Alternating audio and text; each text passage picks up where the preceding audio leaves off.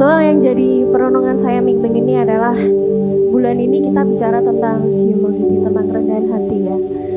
Dan pasti banyak dari kita tuh yang ketika mengalami sesuatu dalam hidup kita ngerasa kita bisa, yakin bukan karena kita yakin Tuhan kita bisa, karena Tuhan kita besar dalam hidup kita, tapi karena kita mengandalkan kekuatan kita sendiri atau orang di sekeliling kita. Kita cenderung mengatakan aku bisa karena aku bisa gitu. Aku bisa karena aku tahu ada orang lain yang akan nolong. Tapi kita lupa bahwa segala sesuatu terjadi atas kehendak Tuhan. Kalau kita sampai Anda hari ini semua karena Tuhan. Kalau hari ini kita masih bisa berdiri tegak menghadapi semua badai hidup kita, bukan karena kita sendiri yang berdiri di tengah badai, tapi karena ada Tuhan yang melindungi kita. Kita mengharapkan Tuhan, karena mengikut Engkau adalah kesukaan terbesar dalam hidupku. Karena Tuhan, bukan kami yang jadi lebih tinggi Tuhan, tapi biarlah kerendahan hati yang jadi bagian kami, karena kami tahu segala sesuatu yang kami kerjakan Tuhan hanyalah untuk meninggikan Engkau. Biarlah Engkau yang semakin bertambah dalam hidup kami, dan biarlah kami yang semakin berkurang, dan biarlah kami mengikuti apa yang jadi kehendak Tuhan dalam hidup kami, dan bukan hanya mementingkan ego kami sendiri Tuhan. Kiranya karena Tuhan, sebab kami ada sampai hari ini semua karena Engkau. Jika kami boleh berdiri sampai hari ini Tuhan, karena ada Tuhan yang menopang setiap langkahku. Biarlah lagu ini bentuk pernyataan dalam hidup kita Tuhan. Jadilah kehendak-Mu dalam hidup kami. Karena anugerah-Mu hari ini ada, bukan karena kuat kami, bukan karena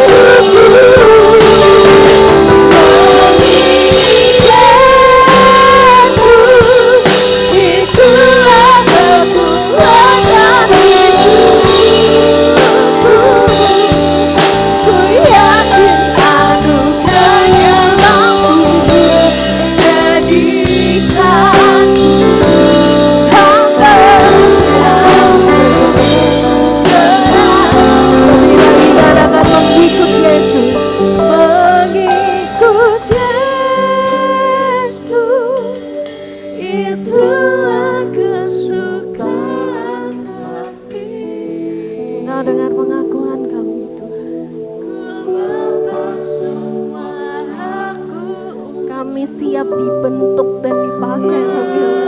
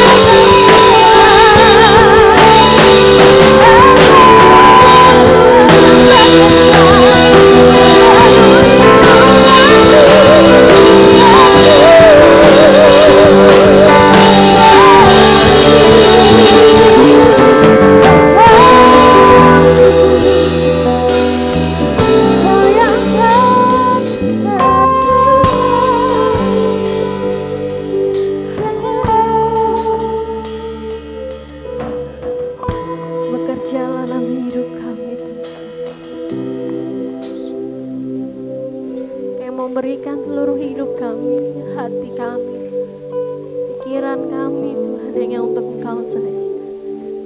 Layakkan kami Tuhan. Yes,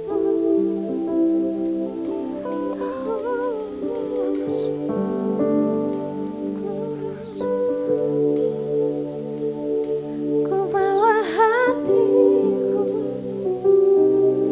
penyembahan, semakin berkurang Yesus. Lebih lagi kata ku bawa hatiku penyembahan, ku semakin berkurang Yesus. Sekarang ku bawa hatiku penyembahan, ku semakin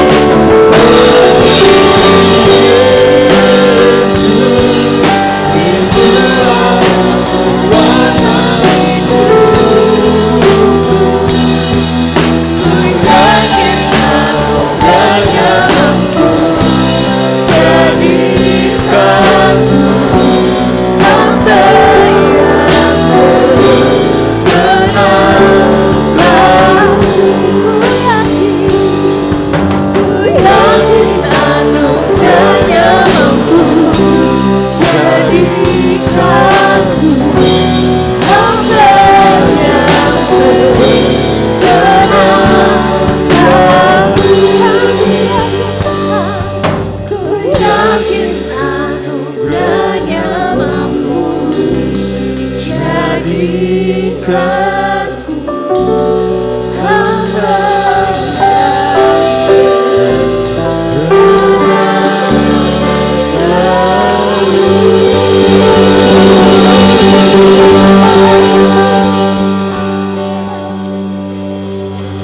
pernyataan kami Tuhan. Kami ingin menjadi hamba yang berkenan kepada Tuhan. Orang lain boleh berkata, kami kecil, kami rendah. Apapun itu, kami adalah tetap hamba. Kiranya Tuhan berkenan dalam kehidupan kami. Terima kasih untuk segala anugerah kasih karunia-Mu Tuhan. Kiranya Engkau berkenan atas pujian, hormat, kemuliaan yang kami naikkan bagi-Mu. Pagi ini kami mau belajar dari firman-Mu. Urapi setiap kami Tuhan dengan Roh Kudus-Mu. Karena hanya Roh Kudus-Mu yang bisa memberikan pengertian yang benar tentang perkataan-Mu sendiri. Ajar kami untuk selalu merenungkannya dan kami bertindak sesuai dengan firman-Mu itu. Karenanya dengan demikian kami akan menjadi pribadi-pribadi yang berhasil dan beruntung di dalam Engkau. Urapi setiap kami, urapi juga hamba-Mu Tuhan, supaya hanya kebenaran firman-Mu yang dinyatakan. Terima kasih Tuhan. Di dalam nama Yesus kami siap mendengar dan menjadi pelaku firman. Haleluya. Amin. Silakan duduk. Terima kasih. Tim prophetic. Shalom Bapak Ibu. Mungkin ada yang belum kenal dengan saya. Saya adalah jemaat yang kadang nongol, kadang hilang. Nama saya Sony Susetio. Ini istri saya di sini, di depan. Anak saya satu dulu pernah ibadah di sini waktu kuliah. Tapi karena kemudian zaman COVID, kuliahnya jadi online, jadi tidak beribadah di tempat ini. Jadi kami home base-nya ada di Jogja, kami biasa pelayanan di Jogja. Ya. Terima kasih Bu Gembala, Pak Gembala sudah memberikan kepercayaan bagi saya untuk boleh menyampaikan firman Tuhan pada pagi hari ini. Baik Bapak Ibu, tema kita bulan ini adalah practicing humility. Kita melakukan apa yang namanya kerendahan hati. Pagi hari ini saya ingin membawa kita mengetahui ada dua perspektif dalam kerendahan hati. Yang pertama jelas adalah perspektif saat kita berhubungan dengan sesama kita. Apakah kita rendah hati atau tidak? Itu terlihat di situ. Kita sombong atau tidak? Itu nyata di situ. Jalan kesenggol sedikit, bagaimana? Lagi di mobil, ada yang nyalip seperti apa? Mau ngambil parkir, kita diserobot seperti apa? Ya. Bahkan mungkin di dalam pelayanan, ada ujian-ujian kerendahan hati dalam kehidupan kita. Kita sudah melayani dengan sepenuh hati, ada yang nggak puas, gitu ya. Izin ya, saya nggak tahu siapa yang bikin dekorasi ini yang luar biasa. Tapi bisa aja ada orang yang lebih hebat, bikinnya kok cuma segitu ya. Itu tes kerendahan hati buat kita. Ya. Tetapi pagi ini mari kita belajar dari firman Tuhan apa arti kerendahan hati. Beberapa kali di sini saya ikutin, saya hadir, sudah berbicara tentang kenosis, mengosongkan diri. Karena tanpa mengosongkan diri kita nggak bisa rendah hati. Tapi pagi hari ini saya mengajak kita belajar dari satu orang, ya, pribadi, tokoh, tapi di perjanjian lama. Bukan Yesus. Kalau Yesus kemarin mengosongkan diri menjadi serupa, ya. Nah, kita pengen tahu dulu ngapain sih, gitu kan? Ngapain kita perlu rendah hati? Ya. Saya nyorotnya kemana? Oke, kenapa sih kerendahan hati kita perlukan? Bagaimana Tuhan melihat kerendahan hati? Gitu ya. Firman Tuhan katakan, ingatlah kepada seluruh perjalanan yang kulakukan atas kehendak Tuhan Allahmu di padang gurun selama 40 tahun ini dengan maksud merendahkan hatimu dan mencobai engkau untuk mengetahui apa yang ada dalam hatimu, yakni apakah engkau berpegang pada perintahnya atau tidak. Berbicara kerendahan hati di mata Tuhan, itu berbicara tentang apakah kita nurut sama Tuhan atau enggak. Jelas kalau kita diperbandingkan dengan Tuhan, kita nggak bisa, saya lebih hebat atau saya bagaimana. Tetap kita pasti akan kalah. Tetapi sebetulnya kerendahan hati di mata Tuhan itu seperti apa? Yang kedua, di Mika 6 ayat 8, hai manusia, telah diberitahukan kepadamu apa yang baik dan apakah yang dituntut Tuhan daripadamu selain berlaku adil, mencintai kesetiaan dan hidup dengan rendah hati di hadapan Allah. Tuhan mengharapkan setiap kita hidup rendah hati di hadapan Tuhan. Ya. Sebuah perspektif antara kita dengan Tuhan. Seberapa rendah hatinya kita di hadapan Tuhan. Sudah rendah hatikah kita di hadapan Tuhan? Ngeyel enggak sih? Orang yang rendah hati itu harusnya enggak ngeyel. Ya, disuruh Tuhan A, ya udah lakuin A. Gitu. Tapi kalau kita Tuhan ya enggak bisa dong gitu loh. Ahli-ahli Taurat memahami, mengerti hukum Taurat dengan baik. Orang-orang Israel itu mengajarkan hukum Taurat itu sejak kecil. Sekolah mereka itu sejak kecil itu berbicara tentang hukum Taurat. Jadi mereka sangat-sangat kuat. Begitu juga dengan hukum adat istiadat. Hanya mereka terjebak dengan yang namanya legalisme. Aturan mainnya ini, nggak bisa enggak. Makanya pada waktu Yesus datang mengajarkan kebenaran, mereka sulit untuk menerima itu. Apalagi kemudian lihat, siapa sih Yesus? Firman Tuhan katakan, bukankah dia anak tukang kayu? Bukankah saudara-saudaranya ada di antara kita? Mereka menolak kebenaran firman Tuhan. Karena melihat orang yang menyampaikannya itu siapa? Bapak, Ibu, Saudara, belum tentu yang menyampaikan kebenaran firman Tuhan itu adalah orang yang berdiri di sini. Belum tentu itu adalah seorang pendeta, hamba Tuhan. Bisa jadi yang menyampaikan itu adalah orang-orang biasa yang sangat sederhana. Masalahnya kita mau membuka hati atau enggak.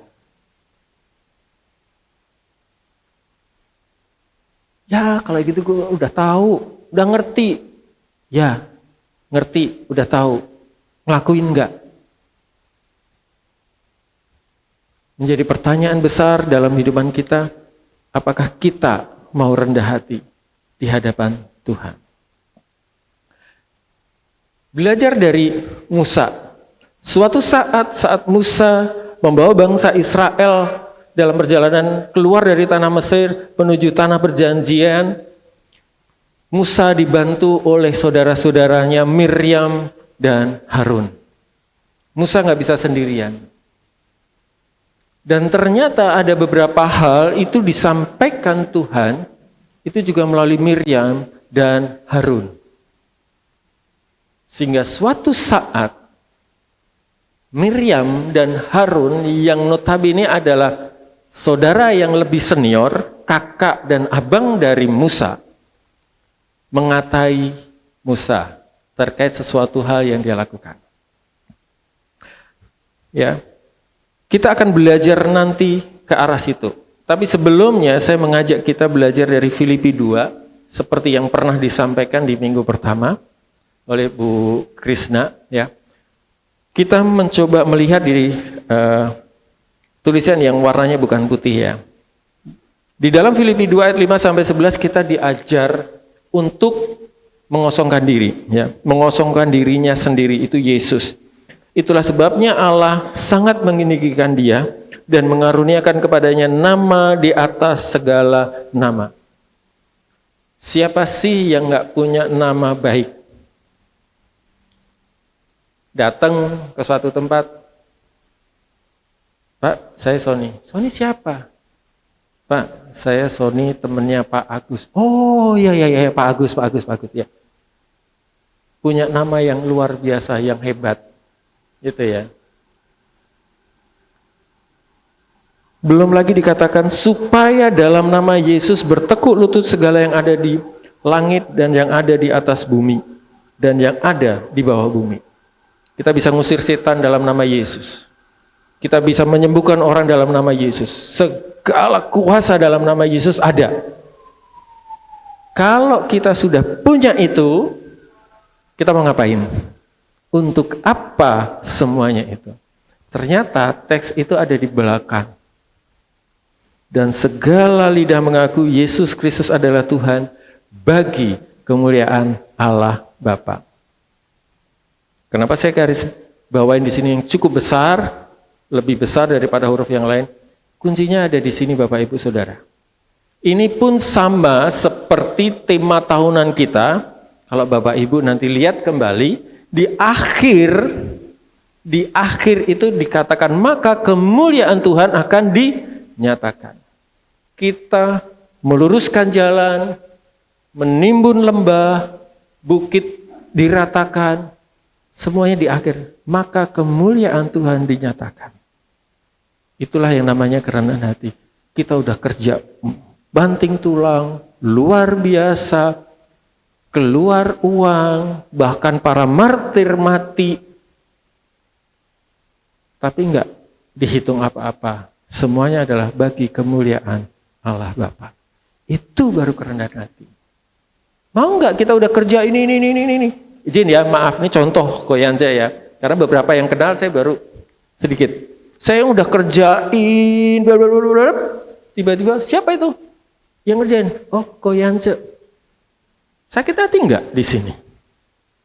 Saya yang udah berusaha, saya udah mungkin enggak tidur, konsepnya saya siapin. Orang lain yang dapat nama. Oh, udah diam aja. Firman ini katakan, semuanya untuk kemuliaan Allah Bapa. Konsep kerendahan hati itu sampai ke sana. Ya. Nah, kembali ke Musa. Dia dikatai oleh saudara-saudaranya, oleh Miriam dan Harun, mengatai Musa berkenaan dengan perempuan Kus yang diambilnya, sebab memang ia telah mengambil seorang perempuan Kus, dan kata mereka, sungguhkah Tuhan berfirman dengan perantaraan Musa saja? Sebuah pertanyaan yang logis. Logis Bapak Ibu. Emang yang bisa main gitar cuma koyance? Pertanyaan logis. Tetapi ternyata berbeda di mata Tuhan. Ada apa di dalam perkataan itu? Ya. Kemudian, bukankah dengan perantaraan kita juga ia berfirman? Pada dasarnya, Miriam dan Harun mempertanyakan otoritas dari Musa. Dan kedengaranlah hal itu kepada Tuhan. Dan kita tahu bersama, Tuhan pasti mendengar apapun yang kita lakukan. Katakan, amin. Mau dipojokkan cuma bisik-bisik 1,5 orang, bukan 2 orang ya, 2 orang, Tuhan pasti dengar. Bahkan yang di dalam hati pun Tuhan tahu. Amin. Tuhan dengar. Dan apa reaksi Tuhan? Tuhan katakan dikatakan di sini, adapun Musa adalah seorang yang sangat lembut hatinya, lebih dari setiap manusia yang ada di atas muka bumi. Musa orang yang paling lemah lembut di atas muka bumi. Pernyataan firman Tuhan. Kita tahu bersama setelah itu apa yang terjadi? Miriam terkena kusta. Bangsa Israel harus berhenti 7 hari sampai Miriam dipulihkan. Sebuah permohonan mendingan nggak usah lahir daripada lahir busuk seperti ini. Firman Tuhan katakan begitu. Bapak Ibu, jangan kita mengatai siapapun. Maka firman Tuhan, jangan mengatai hamba Tuhan, ngerasani hamba Tuhan. Ya. Otoritas itu tidak hanya berbicara kepada orang yang pandai, tetapi itu pilihan Tuhan. Kita belajar dari bagaimana Daud dipilih. Dari sekian banyak saudaranya, dia kemerahan, paling kecil, ya, bukan seorang tentara, imut, tapi dia yang dipilih. Jangan memandang muka. Itu firman Tuhan. Nah, mari kita belajar tentang hal ini. Kata lemah lembut yang dipakai di sini, bahasa Ibraninya adalah anaf. Ya, Bapak Ibu bisa searching. Nah, anaf ini berbicara tentang rendah hati, ya, lemah lembut dan tunduk kepada kehendak Tuhan. Saleh, hati yang terbuka terhadap bimbingan dan koreksi Tuhan. Kita tahu bersama bagaimana Musa dipersiapkan Tuhan itu bukan setahun 2 tahun, 40 tahun. Musa harus lari. Musa yang anak buangan itu, ya, disembunyikan karena takut, diambil jadi anak oleh putri Firaun. Pada suatu saat dia mencoba membela bangsanya dengan membunuh orang Mesir. Tapi kemudian dia takut, dia harus lari 40 tahun dari posisi di istana. Dia harus turun. Tuhan memproses dia rendah hati sampai dia bertemu secara pribadi dengan Tuhan. Dengan semak belukar yang terbakar. Dia merasa nggak pantas, ya, petah lidah, alasannya banyak, sampai tetap dimarahin Tuhan, baru jalan. Ya. Di dalam perjalanannya, kemudian dia melakukan banyak hal. Penggunaan tongkat Musa pertama kali pada waktu Musa jumpa dengan Tuhan. Bukan pada waktu dia mengacungkan itu kepada laut. No. Ada suatu pengalaman pribadi antara dia dengan Tuhan yang membuat dia percaya sama Tuhan. Dia yakin Tuhan menyertai dia, bahwa Tuhan berkuasa melakukan berbagai hal. Bagaimana dengan kita? Tuhan katakan, pukul debu jadi lalat, acungkan kepada sungai Nil jadi darah. Kalau Musa bukan pribadi yang rendah hati, yang lemah lembut, dia ngeyel, mana mungkin Tuhan aku arahin ini. Pada waktu proses terbelahnya air laut itu, bahkan Musa pun sudah dimarahi oleh bangsa Israel. Sudah terpojok.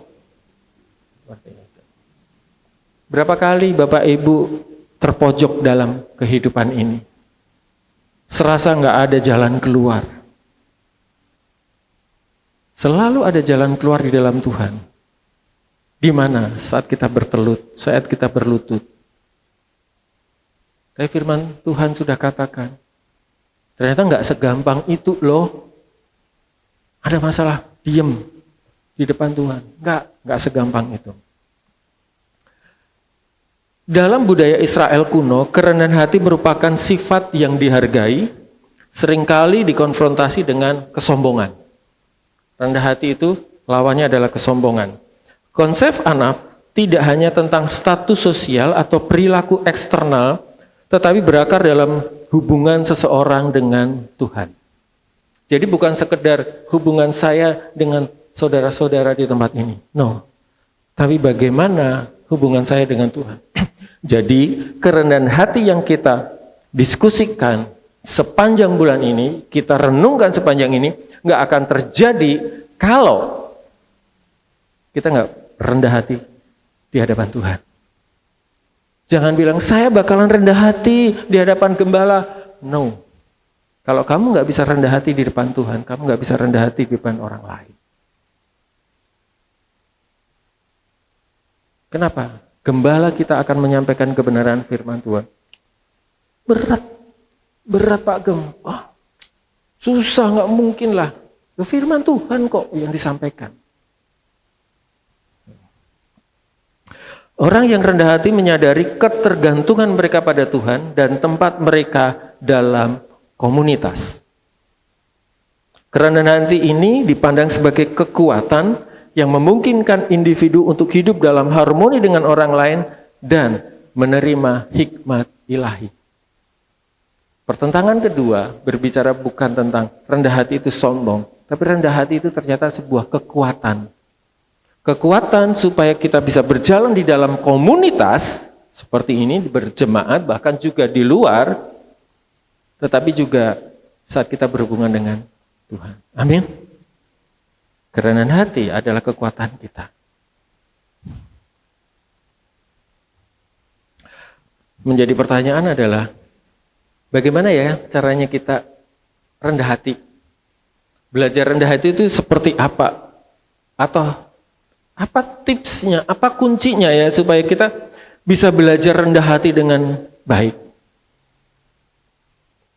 Yang pertama, kita harus tahu siapa diri kita. Ya. Know yourself.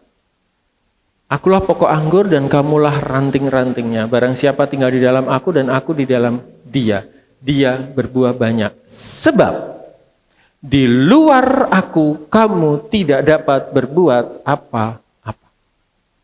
Di luar Tuhan kita nggak bisa ngapa-ngapain. Hari ini pujian terakhir tadi yang menaikkan pujian adalah Jessica. Tahu semua kemampuan dia untuk memimpin pujian di tempat ini. Izin ya, yes. Wah bisa, gampang, besok oke, siap. Tiba-tiba bangun tadi pagi, serak. Apa yang dilakukan? Tuhan, tolong. Yang main drum Pak Oscar. Anak saya main drum. Main drum, ya lagu apa? Ya, ditelen. Kalau orang sudah biasa main drum, lagunya apa? Baru, oke, gini. Tiba-tiba bangun pagi, jalan ke sini, naik ke sini. Atau tadi habis latihan, ke Seleo. Selesai. Di luar Tuhan kita nggak bisa ngapa-ngapain. Banyak hal yang nggak bisa kita atur, Bapak Ibu Saudara. Tapi percayalah, Tuhan punya aturannya sendiri yang terbaik untuk kita. Amin. Di luar Tuhan kita nggak bisa apa-apa. Itulah firman Tuhan. Nah, kalau kita sudah tahu bahwa kita nggak bisa ngapa-ngapain, terus apa yang harus kita lakukan? Firman Tuhan tadi katakan di Anaf bahwa kita harus tunduk dengerin apa kata Tuhan. Ya, bukan kata manusia. Kita harus tahu apa kata Tuhan. Jadi siapa yang ngomong? Contoh nih, saya mau beli batik. Saya nanya siapa? Yanja. Dia adalah ahlinya. Kan seperti itu. Saya mau beli makanan atau mau masak apa? Saya nanya Bu Lia. Dia terbiasa sehari-hari. Kalau kita ada masalah dalam hidup ini, kita nanya siapa? Nanya Tuhan lah. Kenapa? Kita harus kenal Tuhan. Know your God. Tuhan kita itu kasih. Tuhan kita itu bukan mengasihi, tapi Tuhan itu adalah kasih. Apapun kondisinya, Tuhan gak bisa menolak dirinya sendiri. Apakah kalau persembahan kita lebih banyak, kemudian Tuhan lebih mengasihi kita? Kalau kita pelayanan tertib, Tuhan lebih mengasihi kita? No, tidak. Tuhan gak bisa menolak dirinya sendiri. Dia adalah kasih, titik. Apapun kondisi kita, Tuhan mengasihi kita. Perumpamaan tentang anak hilang, Bapak itu tetap mengasihi dia walaupun dia pergi kemanapun, kondisinya seperti apa. Bahkan kalau kita pelajari, Tuhan tetap mengasihi Yudas. Tuhan tetap memberikan kesempatan Yudas untuk bertobat. Tuhan Yesus menghampiri secara pribadi Petrus untuk dipulihkan. Tuhan Yesus tetap mengasihi seluruh murid-muridnya yang lari kalang kabut saat dia ditangkap. Tuhan tetap pasti mengasihi kita. Amin. Yang pertama kita harus tahu siapa dia. Dia adalah kasih, dia pasti mengasihi kita. Dia itu maha kuasa. Dia menciptakan langit dan bumi, dia mengatur semuanya. Kehidupan kita pun ada dalam genggamannya. Semua firman yang Tuhan katakan itu ya dan amin. Enggak terjadi. Semua janjinya adalah ya dan amin. Hanya kadang-kadang kita diperhadapkan dengan situasi yang mosok sih gitu ya. Mosok sih? Iya. Dia punya rancangan yang sempurna dalam kehidupan kita. Kita wajib punya rancangan dalam hidup kita. Kita punya cita-cita. Tetapi ingat, rancangan Tuhan yang terbaik. Anak saya dalam proses skripsi, tapi nggak selesai-selesai. Saya tengok dia rajin. Setiap kali ada bimbingan dia datang, ada arahan dia langsung kerjakan, langsung kirim. Kadang bisa sampai sebulan baru dijawab sama dosen pembimbingnya. Sempat down ngobrol dengan saya. Dia kalau gitu ngobrolnya sama saya, karena tahu kalau maminya pasti nangis isinya, nggak ngasih jawaban. Saya cuma bilang, saya tanya dia, kamu yakin kamu udah kerjakan? Yakinlah, ini semuanya nih. Udah, ya udah.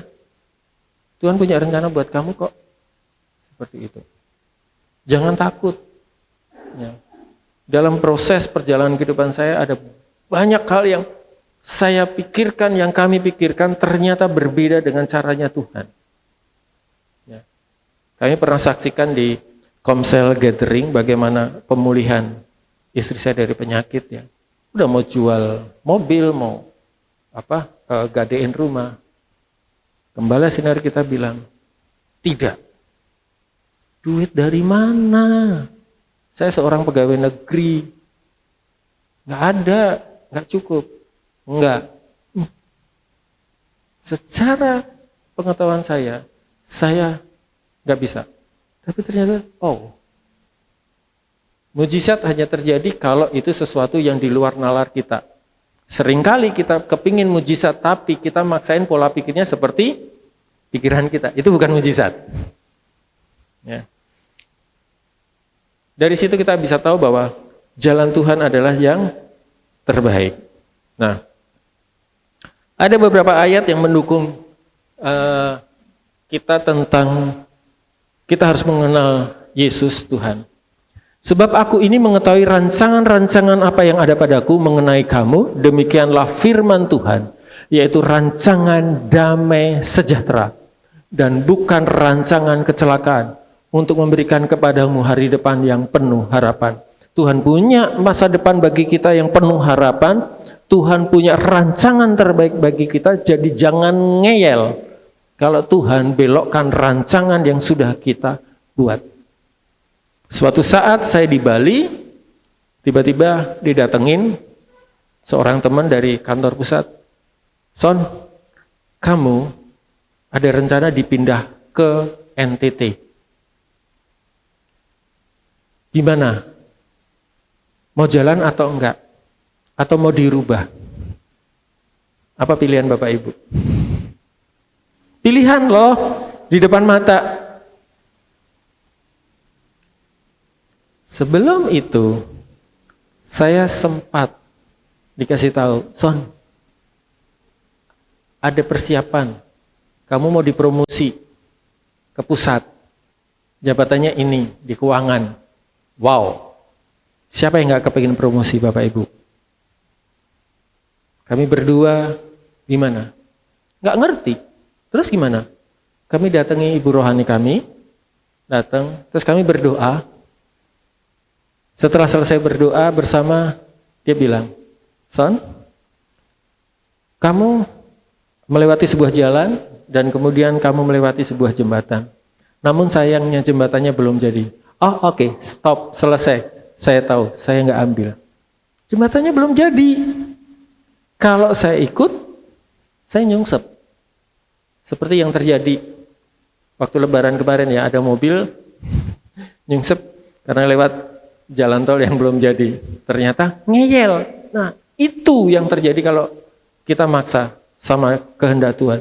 Sepertinya bagus, promosi. Penghasilan pasti jelas lebih bagus. Tapi belum tentu. Gitu. Belajar dari situ. Pada waktu dikasih tahu bahwa saya akan pindah ke NTT. Yes, saya ambil.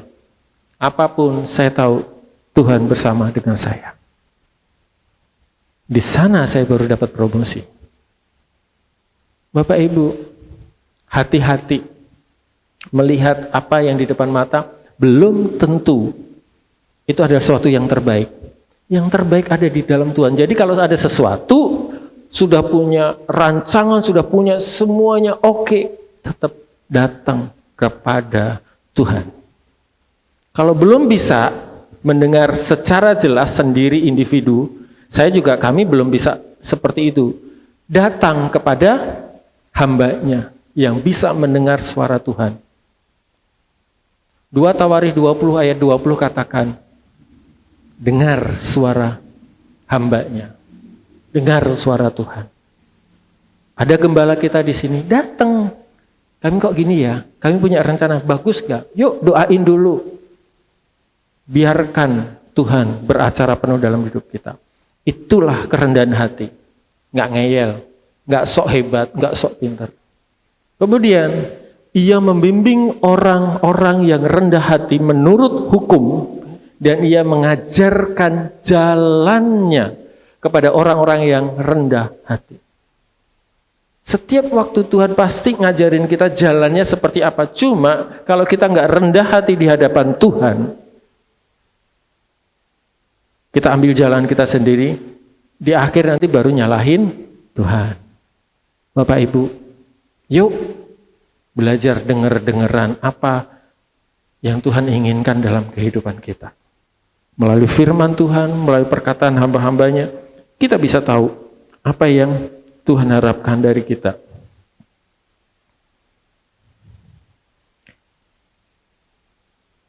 Masih di dalam kita mengenal Tuhan, Amsal 3 ayat 5, percayalah kepada Tuhan dengan segenap hatimu dan janganlah bersandar kepada pengertianmu sendiri. Ditegaskan di sini. Percaya sama Tuhan. Ya.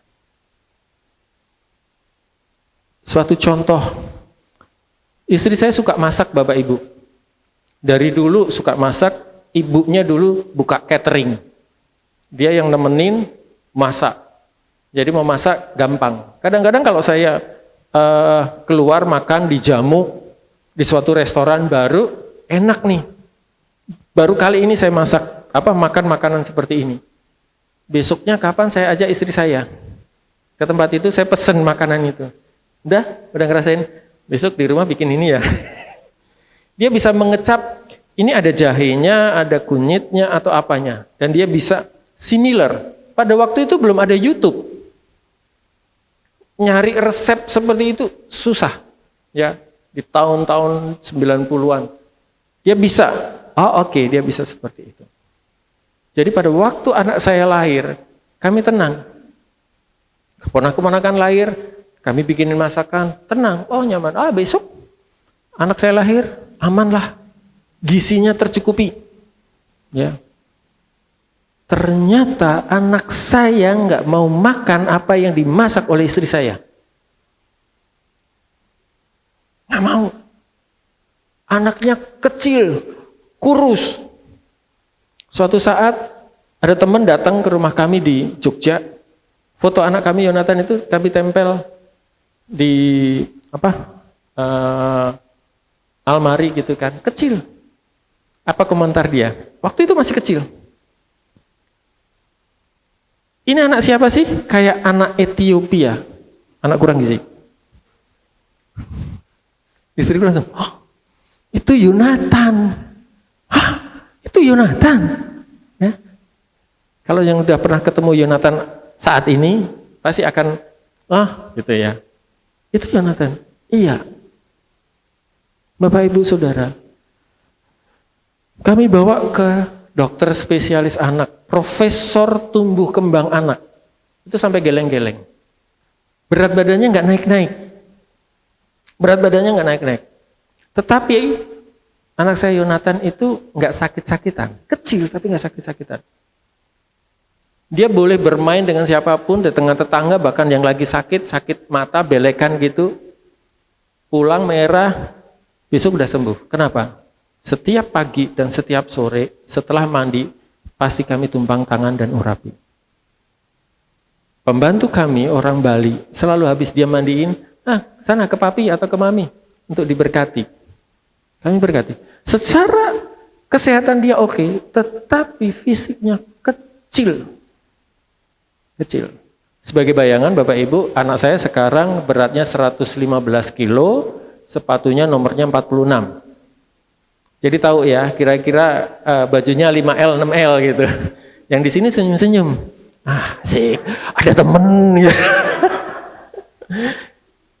Bapak Ibu, sampai pada suatu saat kami diingatkan oleh Tuhan.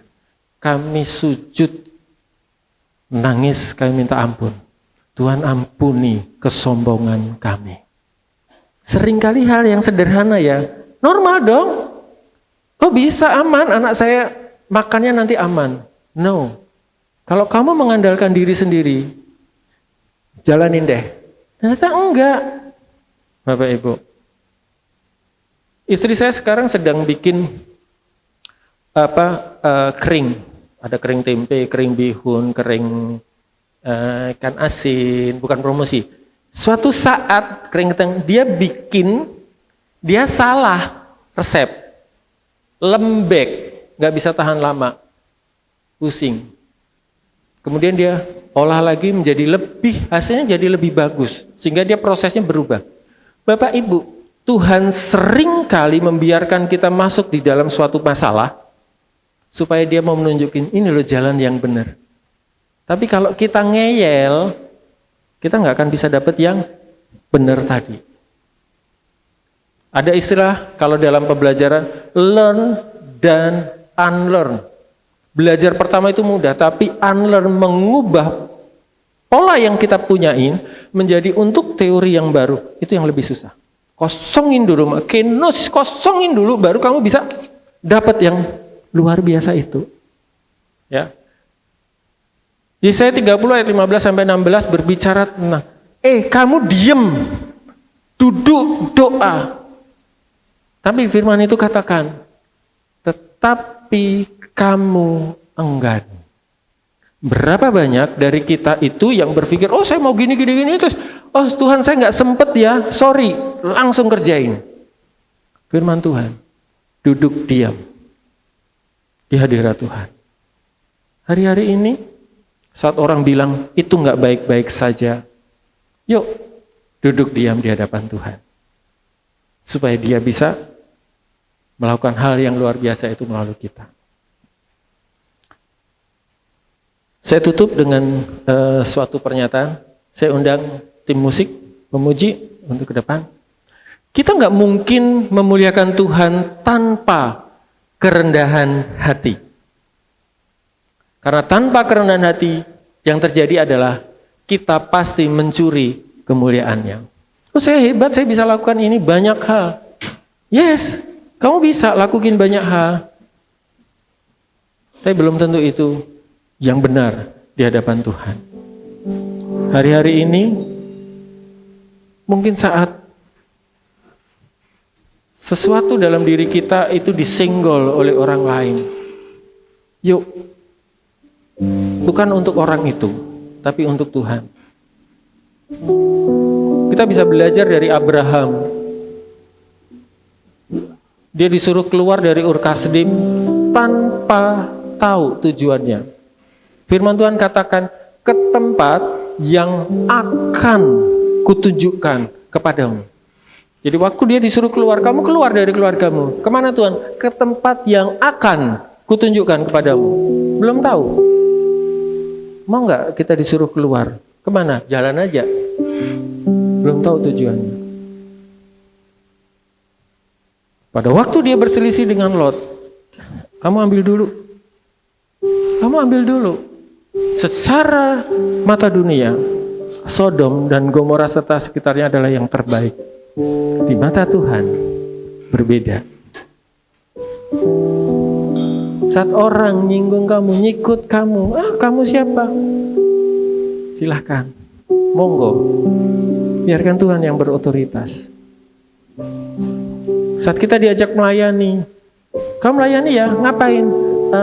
Kamu beresin kursi ya? Siap. Nggak ada hal yang sepele. Di lembah pujian, dulu waktu kita perjamuan kudus masih belum pakai cup yang tersil ini, kita pakai sloki yang kecil, yang setiap habis dipakai harus dicuci. Siapa yang nyiapin di lembah pujian? Pak Pono, Pak Pon. Nyucinya nggak bisa pakai air panas, harus begini-gini. Nggak banyak orang tahu, tapi dia disebut. Karena tanpa dia pelayanan perjamuan yang setiap hari Minggu nggak berjalan dengan baik. Lebih baik kita dipandang hina atau bahkan tidak dipandang oleh orang lain. Tapi biarlah Tuhan berkata, inilah hambaku yang setia. Mau? Untuk itu kita harus lepaskan semua hal yang ada pada kita dan bergantung penuh pada Tuhan. Mengikut Yesus itu melepaskan semua yang ada pada kita, bukan menggenggamnya.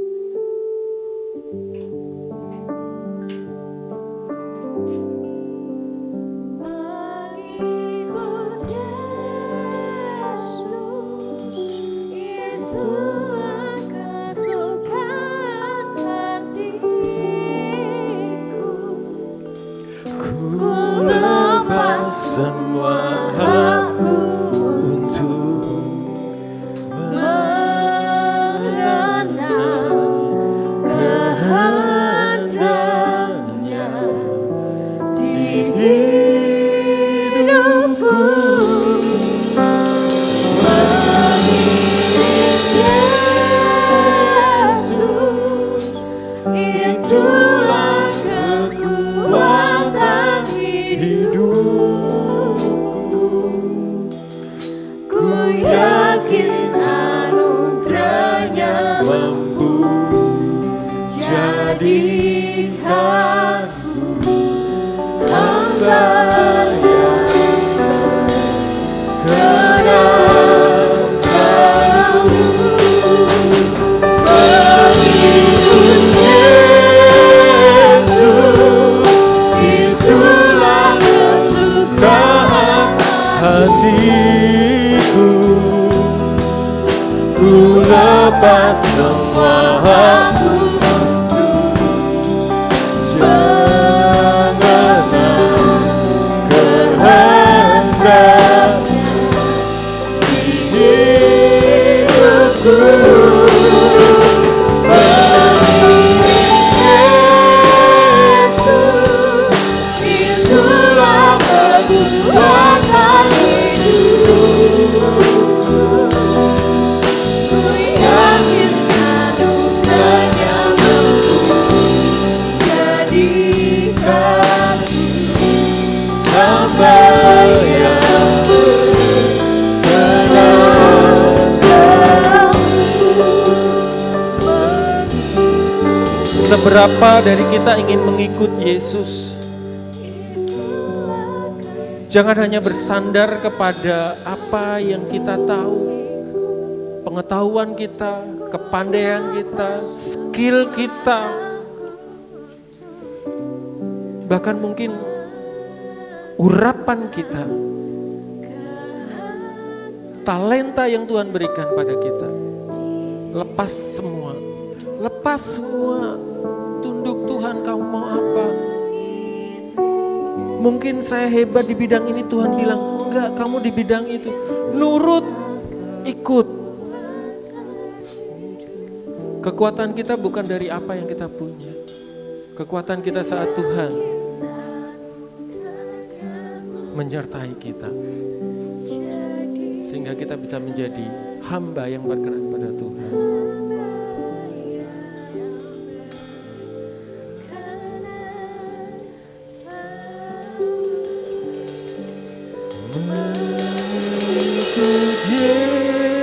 Yesus, itulah kesukaan hatiku. Ku lepas semua aku untuk mengenal kehendaknya di hidupku.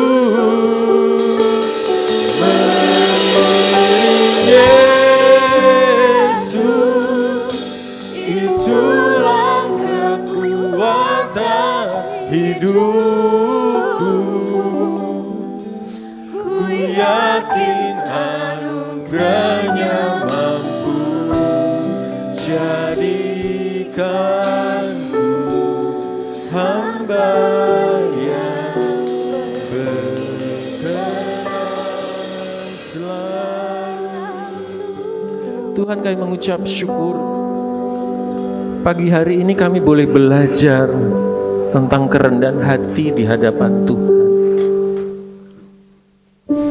Sepandai apapun kami, sehebat apapun kami mau tunduk kepada Tuhan. Saat Tuhan mengatakan kami harus melakukan sesuatu dengan cara Tuhan, kami mau tunduk. Bahkan sesuatu yang di luar nalar kami mau tunduk Tuhan. Karena kami percaya jalan-Mu adalah yang terbaik buat kami, rancangan-Mu adalah yang terbaik buat kami. Ajar kami mengerti, ajar kami untuk memahami. Semuanya itu adalah untuk kebaikan kami. Ampuni kami kalau kami sombong. Kami gak mau melayani saat itu bukan sesuai dengan kehendak kami. Kami gak mau melayani saat posisinya tidak sesuai dengan apa yang kami kehendaki. Kami mau melayani Tuhan, kami bukan melayani manusia. Dan kami lakukan semuanya itu bukan untuk nama kami, tetapi untuk mempermuliakan-Mu Tuhan. Nama-Mu saja yang dipermuliakan. Terima kasih. Di dalam nama Yesus, kami mengucap syukur. Dalam nama Yesus, kami minta pertolongan-Mu. Dalam nama Yesus. Amin. Tuhan memberkati.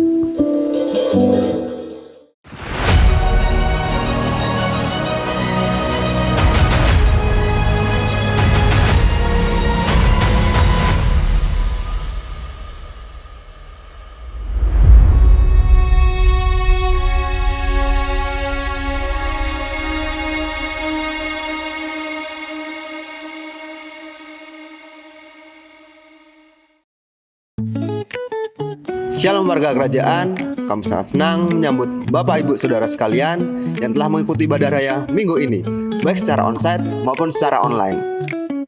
Bagi yang baru pertama kali hadir di GBI Rock Semarang, selamat datang, selamat bergabung. We are glad you are home. Dan berikut Rock News minggu ini. Ayo KM, mari bergabung dengan komunitas yang ada di gereja ini agar kita saling mendukung, bangun, dan bertumbuh dalam Tuhan. Ingat ya, jangan sendiri. Let's grow together.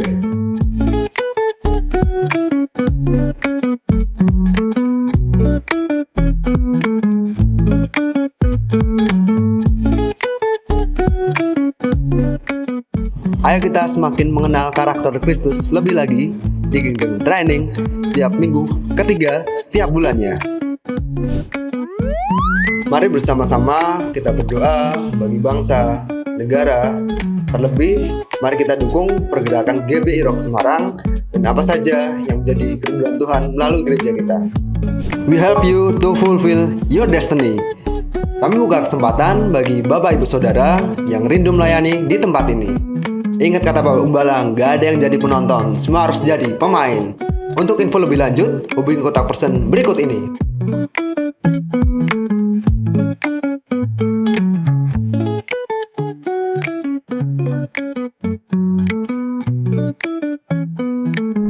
Sekian Rock News minggu ini. Sampai jumpa di ibadah minggu depan. Stay healthy, stay faithful, and God bless you. Dadah.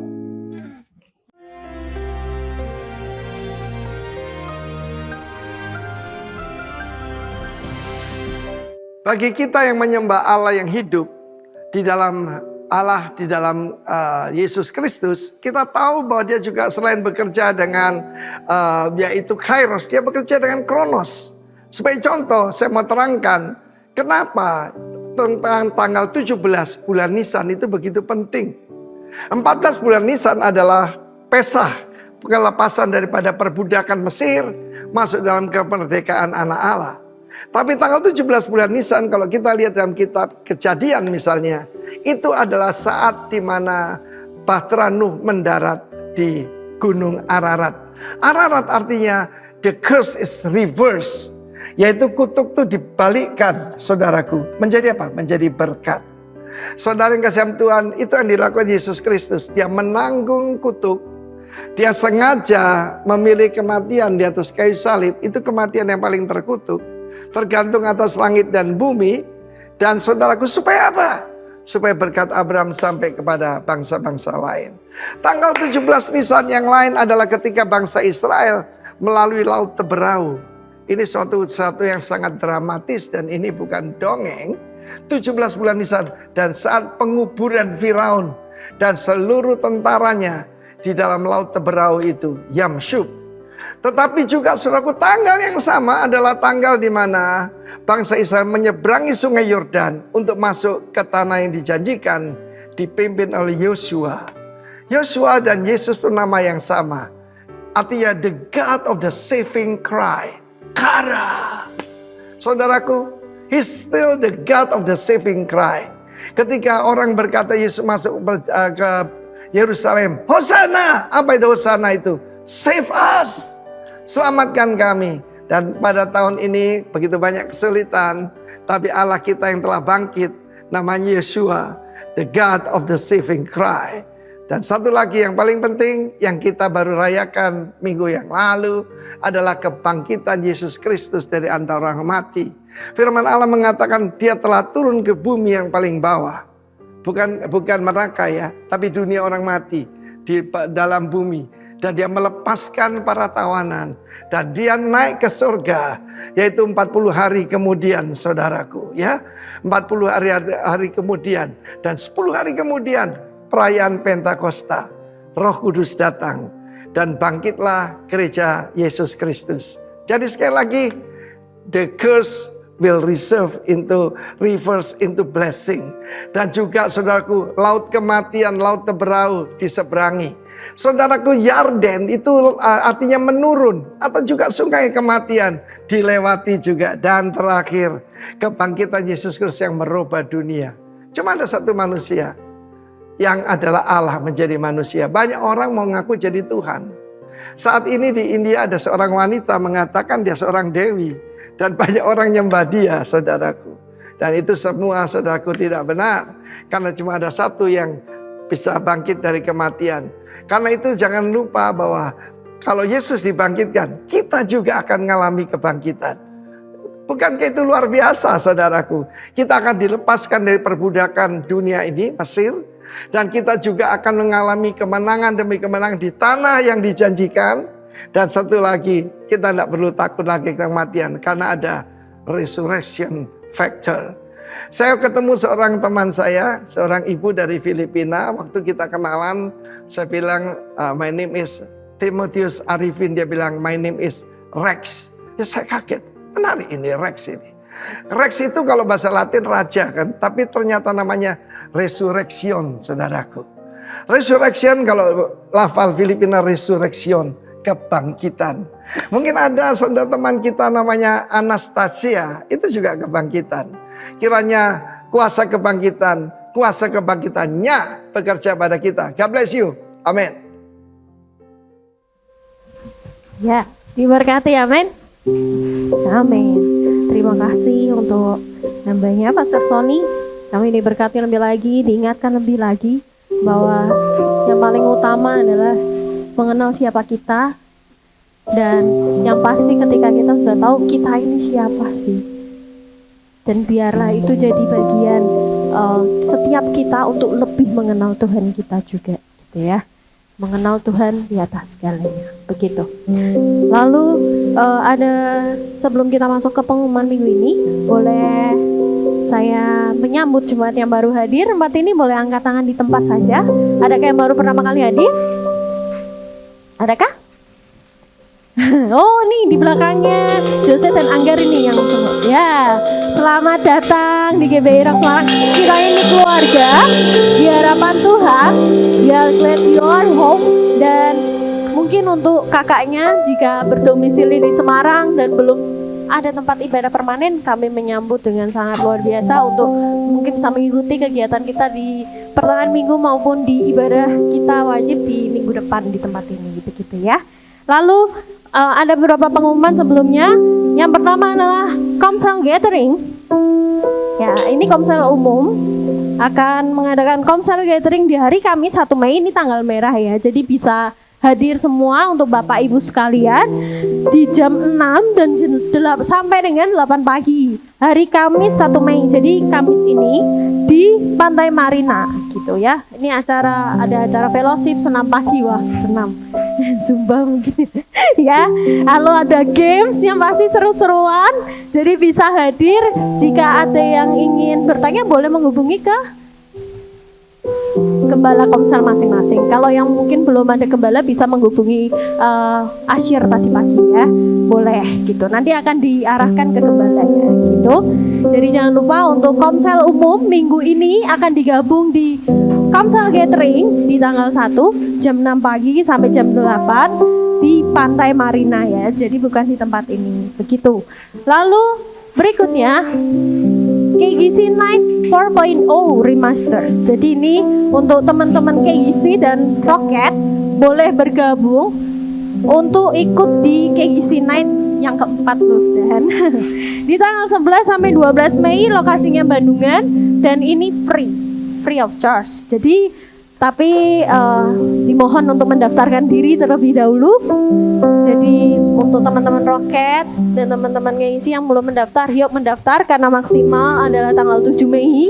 Jangan lihat oh masih lama, daftar sekarang daripada lupa, begitu ya. Bisa menghubungi ke Kak Galuh atau Kak Tias, youth pastor kami ya, gitu. Boleh mengajak teman juga dari luar, boleh, tapi dimohon untuk mendaftar dahulu, begitu ya. Nah, berikutnya seminar keluarga. Nah, ini dengan tema Stronger Together, Building a Myriad Celeste. Nah, saya pernah baca di Instagram sekalipun saya belum menikah, tapi saya membaca ada kata-kata seperti ini. Pernikahan itu untuk seumur hidup, dan seumur hidup itu lama. Seumur hidup itu lama, bisa dikatakan selamanya, begitu kan? Nah, gimana caranya dua orang yang mungkin dengan kepribadian yang berbeda ini bisa membangun pernikahan yang bertahan sampai selamanya ini, begitu. Nah, yuk sama-sama mendaftar. Ini masih dibuka untuk kalangan sendiri.